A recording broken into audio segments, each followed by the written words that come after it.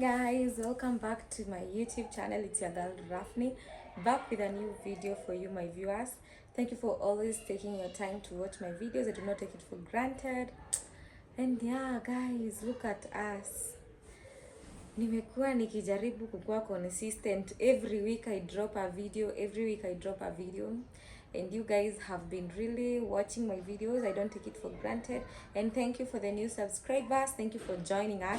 I promise I'm fun. So today we are doing a video differently, by the way, for your information.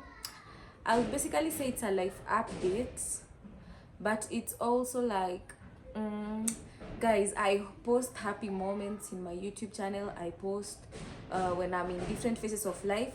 And if you watch my YouTube video, kama umekuwa ukiniwatch kutoka kitambo kidogo, uta realize the growth adi physically, like the growth has been amazing. Nili start YouTube I think 2020 ama 2021, and now it's like 4 years later, guys. Come on, look at me right now, all grown. I just turned 25 juicy. Life is good, man. Life is good. I can't complain, and we thank God. Of course, who else can we thank? So guys, this is basically a very private story for me that I want to share today, but at the same time it's something that like breaks me, like it's just like, but nasemanga nilijiambia, unajua nimejikwanza, first of all nimejiconvince kupost ama do this video because I feel like sometimes tunalokianga a lot of things in our hearts and inside us, and sometimes it's hard to breathe. You know what I'm saying? If you get what I'm saying, like unaweza fungia a lot of things inside. Yeah, you see, like hadi unashindwa tu kuzitoa. But yeah, let's talk about it today. I'll be sharing a very intimate story with you guys today, and this is a story about my mom. Yeah, somebody who gave birth to me. Yeah, that is our topic today. Thank you guys. Don't forget to like, comment, share, and tell a friend to tell another friend to subscribe to this channel, because guys, mi nawambianga sijui aje, but one day tutafika 1 million subscribers. Sikenye hii channel itaanza ku grow. Wait for it. Okay, let's get to the video.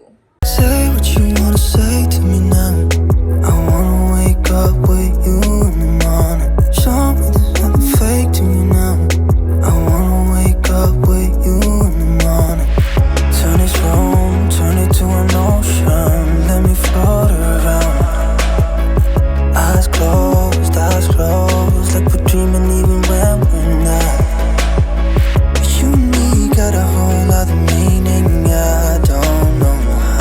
Guys, don't worry, I'm always with my doll. Yeah, I'm always with my doll, right? So guys, I've been wanting to do this video for the longest time, like for the longest time. And today I finally gained the courage to do it. I know one day maybe I'll watch and I'll be so proud of myself. But yeah, it is what it is. Guys, let me tell you, my life is like a movie.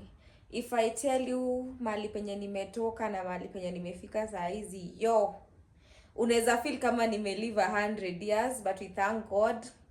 I finally turned 25 just the other month, and the journey has been amazing. It has been amazing.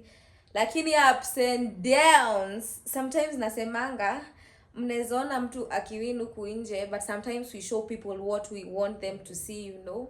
Sometimes tunaoneshanga watu vitu zenye tunataka waone.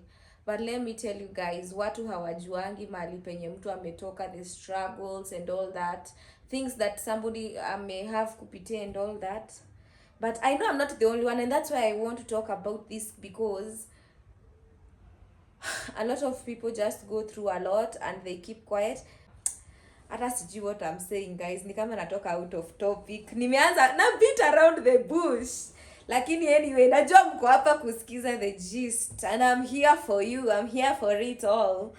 So this is what happened. I'll give you like my life story in like a very quick. I'll give you a quick life story. So guys, I was born in Embu. And then I've always my shosh has always taken care of me, guys. Wenye wanajua mi nimeraiziwa na my shosh and all that. And I remember when when I was small, like, okay, I don't remember, but according to the story that I was told by my shosh, the stories I've always had, maybe like from watoto wa shosha yangu, my uncles, they tell me that I was left by my mom when I was 1 year old. 1 year old, guys. I was only 1 year old. And sometimes when I come to understand, she was young. I think my mom gave birth to me when she was like 18 or 19. I'm not sure. I don't remember the age, but she was alikuwa hapo kwa hiyo age. And she of course has her reasons for leaving me with my shosh and all that, and it was all cool. She ran away when I was 3 weeks old, akatafutwa, akarudishwa, stuff like that. I don't remember. I don't want to like paint her in a negative way, but I'm just saying my life story. I'm just like giving you my story. And then by this sasa she left me officially when I was 1 year old. I grew up with my shosh until nikafika hapa, but saa along the road, ama nikiwa class 3, I think I was in class 3, I started insisting like I want to know my mom, who is my mom and all that. Nakumbukanga nikaletanga shida mingi sana, and my dad took me to my mom, to my sasa kwa village yao, in their village kwa mamake na babake. I was taken there and I stayed there for like a whole term. My mom came to see me, I remember, and I was like so happy to finally meet her. I remember that time she had one kid, but we didn't see each other for long. It was like decided, mi niliona maisha huko ushago singiwezananga nayo, and so I had an option to live either huko kwa shoshe wa mamangu ama I go back with my shosh mwenye amenilea always. Sasa from my dad's side, me I decided like I'm going back with my shosh cause life yenye ilikuwa huko ushago na yenye mimi nilikuwa nimezoeshwa na shoshe yangu, they were not the same. And yeah, of course I'll go for the better life that suits me. And hata na remember hata hiyo time nikiishi kwa huyo shoshe yangu, like wasaidia madhe, nilipitianga a lot of things. By the way, guys, the things I've seen with my eyes, I've never forgotten. People think that sometimes you are a kid and you do not see things, but kuishi kwa wenyewe, guys, living from one home to another has always been like a whole task. So guys, at this point I am just growing up and all of that. My dad used to be there on and off kwa shoshe yangu, on and off. He really also gave me childhood trauma because he was a narcissist who would just like break out and do a lot of things that were just negative. So my childhood was like, guys, if I will take time back, I will never wish to go through what I went through as a small Steph. Cause nilipitia like emotionally matrauma, kuona inaitwaje, kuona vita nyumbani, yani violence at home was real. And na sasa ujue ni kwa shoshe yangu, like kwa nyumba ya shoshe yangu and my dad now there, and it was just like, it was not a bed of roses, but yeah, we did it. Yani guys, niwe nakwambia nakata hii story, like I cannot tell you. If I was to tell you, just tell me if you want to listen to more stories of me like this, cause my life has always been so dramatic. Kwanza my childhood, my dad would just come out of nowhere when he's drunk, break everything in the house, akuje sijui awashe moto kubwa nje, and it used like to make me so scared. Nakimbia, I try to save my shosh, like it used just to be a lot. It used to be a lot, guys. And the whole time, sir, I think my mom was married somewhere else, and then she had her kids. And yeah, me, I was there suffering, and her, she was living a good life, which is okay, because she chose herself, it's okay. But saa mimi vitu nilipitia kwa childhood, but at least kwa shoshe yangu, hata kama nilipitia hizo vitu, my shosh loved me, we still made through life, alinisomesha, my uncle supported me, nikafika mahali penye nimefika. And then guys, I remember even I used to go and live in my uncle's house sometimes. And of course pia huko hakukuanga ati a bed of roses. I remember guys, I used to wake up early in the morning. Na you guys should tell me like mbona kwa life ukikuanga like ukienda kuishi kwa nyumba ya mtu inakuanga like lazima you chip in somewhere, maybe like lazima ukue useful, you know, for you even to get in return upate vitu zenye maybe una need, hata kama ni tu pesa nini nini. Cause guys, I remember I used to wake up in the morning and wash my uncle's car, and I will never forget. Yani nilikuanga namuoshea, but I used to do it from my heart though, but it was also not easy because sometimes you just want to be a normal child who doesn't want to have an early morning, but you cannot do that because uko kwa wenyewe, you know. Yeah, makes sense. Hey, like najua na it's a lot guys. Yeah, it's a lot. Let me even drink. Like it's a lot, I know. Hey, but sasa fast forward, kuna age nilifikanga nikiwa class 5. My mama, I think alikuwa ameamuanga kunikujia. But now the mistake she did, alinikujia like na vita mingi sana. I remember hata nikifichwa kwa jirani. Hata alikuanga like it was just a whole drama. Tukaenda kwa chief, sijui akakuja na wanaume 10 kwa homestead ya shoshe yangu. Like sijui alikuwa anakuja na hao wanaume wafanye nini, you know. It was a whole circus. I don't know what she was trying to do, but I was like, how am I supposed to go with someone like this? Like how am I supposed to go with someone like this who even treats my shosh after kunilea hiyo miaka yote ana treat shoshe yangu hivyo. So me, I felt really scared to go with her your time. Hey, fast forward nika grow up, nikaanzanga. So I remember nikiwa high school nilianzanga sasa kukaa na visit mamangu in Nairobi, because as we used to live in Nakuru and she was in Nairobi. So fast forward, when I started growing up, when I started having a phone, I started looking for her and trying to come and see her, and then I met her kids and all that.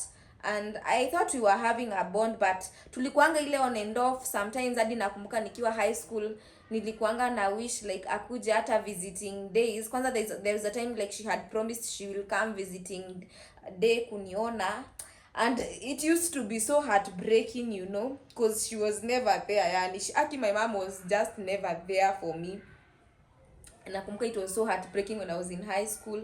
Sometimes I would like nikaanzanga kukua that child. I was so bitter. Like I was so bitter after all those things that I had gone through. I am so bitter towards my mom. Added to date, I'm really so bitter towards my mom, and I pray sometimes that God removes that thing from me, because it makes me so bitter. Like when I think about the things she has done, na how she treated me, like when I used to wait for her and all that, I just became so bitter towards her. And it's a very dangerous phase guys, because you are not afraid of telling that person anything. Like unakuwa so bitter towards someone hadi like you just like unaweza mwambia anything hurtful, because unatoa hizo vitu from your heart, you know, you are so bitter towards this person.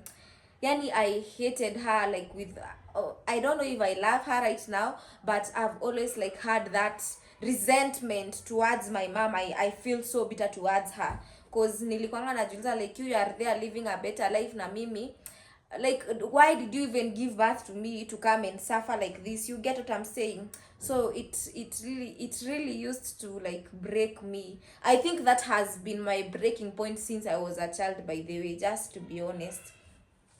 Hey, let me tell you Maina.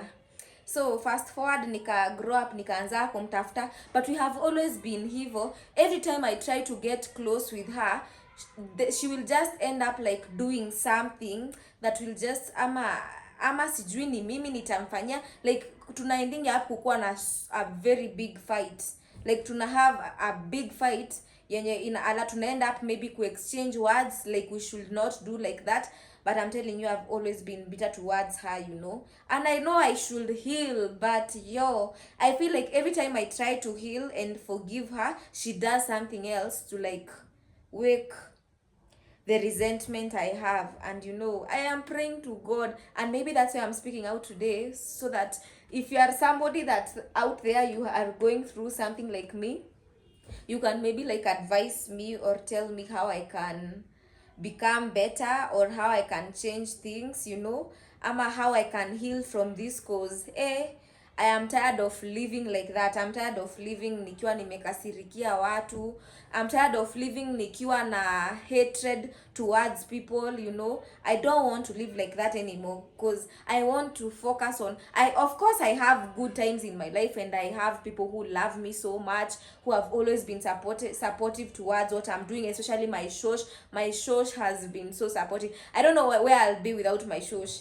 You know, I can call my shosh every time when I'm crying, and she will be like there to tell me, you can do it, you are a strong girl, you know, I see what is in you. But let me tell you guys, I don't want to compare them, but my mom has never been my safe space. She has always been a person who like fights me all the time, a person who can never listen to me. You know, let me tell you something. I see my mom do things for people, na mimi najiuliza if she can do even half of what she does for other people, kama anaweza nifanyia. Like, yani she does things for people, unaona anafanyia strangers vitu, unashanga that's my mom. Ama her kids also, cause I feel like alitugawanishanga, so I'm this like foster kid to her, and then now her other kids are her jewels, you know. Cause the way she treats me, guys, I don't think I deserve that. So let me give you specific stories that make me think of her like that. There's a time I was sick in the hospital, and I remember telling her like anisaidie, and before like she helped me, there was just a lot she could not trust. She thought I was lying na nilikuwa nimelazwa. And then there was also another time that I was sick again, and then I called her to like buy me medicine juu nilikuwa nimelipa do yote nilikuwa nayo hosi, and then nilikuwa natafuta pesa ya dawa, and then she refused. One thing, she will always have an excuse, either hana pesa ama something, like she never has anything when it comes to me.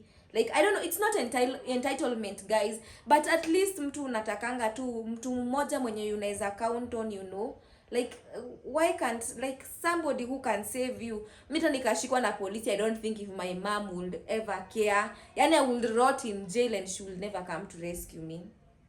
She will never come to rescue me. That's the kind of person she is.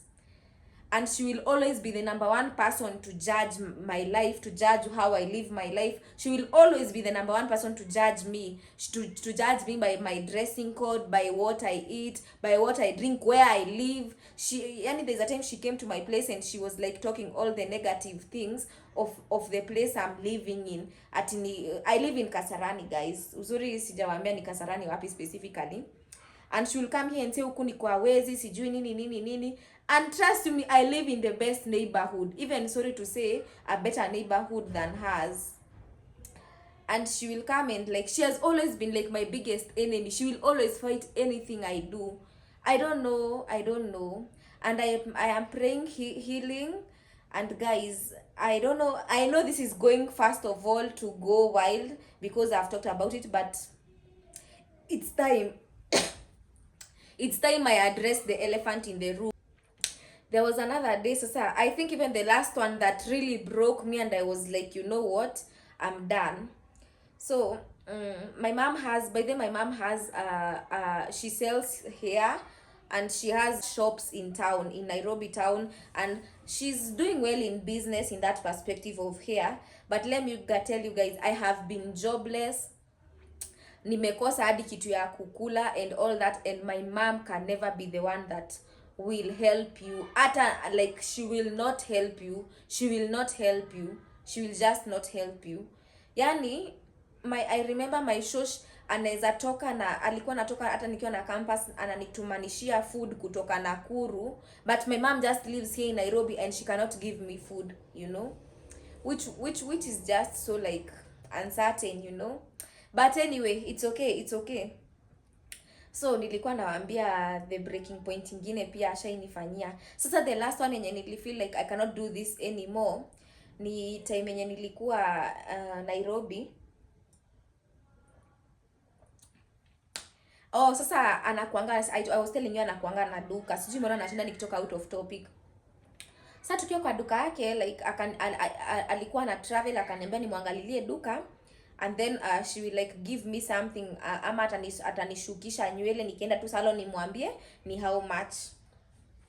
So guys, remember ameniambia nikienda salon nimwambie ni how much, na mimi nilimwangalilia duka yake venye alikuwa amesema. So nikaenda kwa salon, I remember. Nikasongwa. Alafu guys, funny enough, I didn't have any money on me. Sikukuwa na pesa yoyote on me hiyo time. So nilikuwa najua nikienda salon nitatengenezwa nails, nitengenezwe nini. Alafu of course she's my mom, I'll just call her and tell her this is the bill. Na trust me, guys, never do a mistake of going somewhere without money, depending on someone not, hey, hata ikuwe ndani amekupromise. Woi, usiwai make your mistake. So I go to this salon, nikasongwa nywele, nikatengenezwa nails nini. Then I called her and told her I think I needed like, was it like 2,000 from her? Yeah, something like that. Then I called her and then she was like, nani amekwambia uende ukashukwe na hiyo pesa yote, it's too expensive, may only have 1,000 bob. Namwambia basi yake nitumie, tutaongea cause I don't have any other money on me, tutaongea like just save me this once, maybe tutaongea. She sent me 1,000 bob. And I was like, if it was Makiu, her other kids, she makes sure like akiwapeleka salon wanalipiwa everything nini. Because there was a time she told me that hao watoto wake wanalipiangwa na baba yao. And I was like, so like you cannot save me. At least them, they have their dad who is paying for them. What about me? Like you cannot like just save me. I'm not expecting their dad to pay for me, but when you can never come through for me through something. And I knew that like she's my heriani aniaibishe kwa hiyo salon bila pesa, but she cannot save me guys. Na Makiu, she had that money, but it was okay. Ninasema my problem is that I'm entitled too much, or I expect too much from people, which I stopped by the way. But I was like, mimi kumekuwa na so many instances zenye nimempatia a second chance, she cannot help me, so why would I be there for somebody who cannot be there for me? All sometimes somebody wants from their mom is love, support, somebody they can talk to, somebody who can save them when they are in trouble, somebody who can like tell them it's okay, tomorrow you'll try, you know. But if somebody is not giving you any like if somebody all they bring in your life is like vitu tu negative, why are you keeping them around? I was like, no, I'm not like forcing things anymore. And you know, every time I think I've healed and I have forgotten about her, I find myself in the same situation again, like forgiving her, then history repeats itself.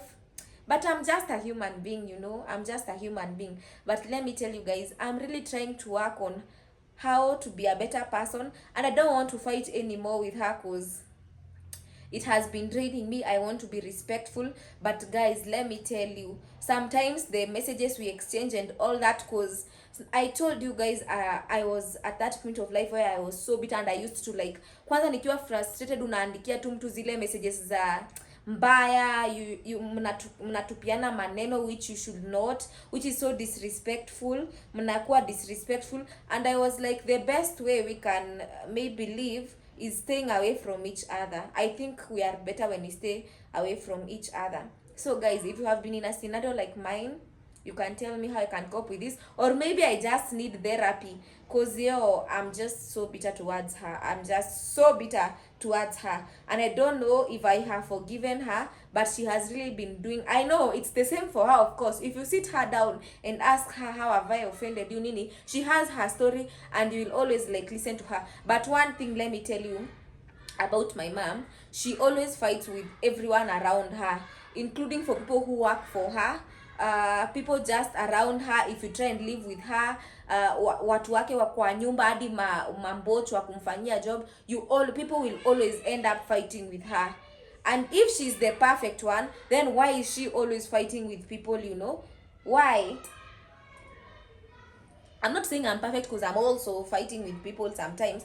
And God, I'm praying that I never end up being like her, especially in a perspective where niko na hiyo roho ya kupigana na watu. That's something I'm rebuking in my life in Jesus' name. I don't want to fight with people anymore. This might even make things worse, which I'm already used to. But guys, I felt like it was time I opened up about this, because I need to forgive myself also for how maybe like I have treated her, how I have maybe like talked to her, maybe I should have just walked away, or maybe I should have just shut my mouth, and I'm praying to God to forgive me. Na maybe she can also forgive me wherever she is, because and kwanza akiwatch hii. But guys, I'm just tired. I just needed to speak about this. I'm tired of carrying this burden alone. I just needed to let it out, cause hey, I'm tired. Sometimes mtu unapitianga, I'm not saying I'm the only one who pitias, hata yeye najua amepitia vitu, na pia wewe hapo una watch unapitia vitu zako, but sometimes I feel like people or things are thrown at you a lot of times, and people expect you to just to be strong na ukue like na vitu tu zipite like ziishe hivyo, and things don't work like that. To be honest, things don't work like that. You cannot just be, uwezi kuwa tu hivyo perfect, things don't work like that. Sometimes we are allowed to break down, we are allowed to make mistakes, we are allowed to just fall down and get up again, we are allowed to start over, and it's okay to go through things. It's okay I was a kid and I reacted in a way. It's okay I did this and this, and it's okay. I forgive myself for all that. And I know one day Steph will watch this video like I always watch my previous videos, kwanza za the past years, and I will see growth in me. I will see that 25-year-old girl who decided to be brave and who decided to talk about how she felt about her mom and how her mom has affected her as a person. Cause guys, there are days where I am just like, why can't I have a normal life? Why can't I be like other kids? Why can't I have a normal mom, you know? Why can't my relationship with my mom be nice? Why can't I, you know? Kuna time nilikuanga najichukia kwanza nikiwa mtoto nikijiuliza, why can't my life be normal? But then it is what, kuna kitu iko ndani yangu. There is something inside me that is so great that will be seen one day, and that will just like, I will emerge strong. I will emerge, mi ni mshindani, yani victory belongs to me. Victory belongs to me, guys. So it is what it is. This was a very intimate video. Thank you guys for listening to me. You can drop your comments there. Let me know what you think. And yeah, I love you guys. And also guys, just a disclaimer, I'm not looking for pity. This is just me talking about my life, because my YouTube channel has always been so intimate, and I document my life there because that is who I am. If you don't document your life, that's you, but I document my life, and one day I will look at this video and I'll be so proud. Thank you for watching. Bye guys. Bye. Don't forget to subscribe.